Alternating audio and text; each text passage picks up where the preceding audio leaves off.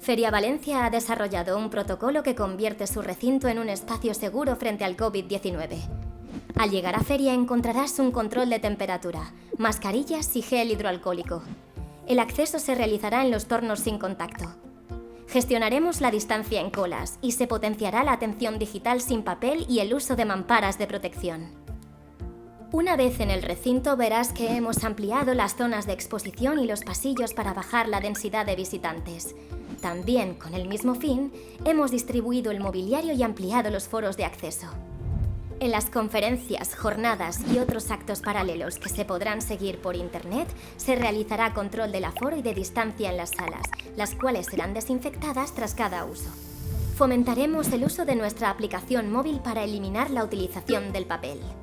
En ella tendrás tu entrada electrónica y todo el material informativo relativo al evento, así como toda la información de seguridad necesaria.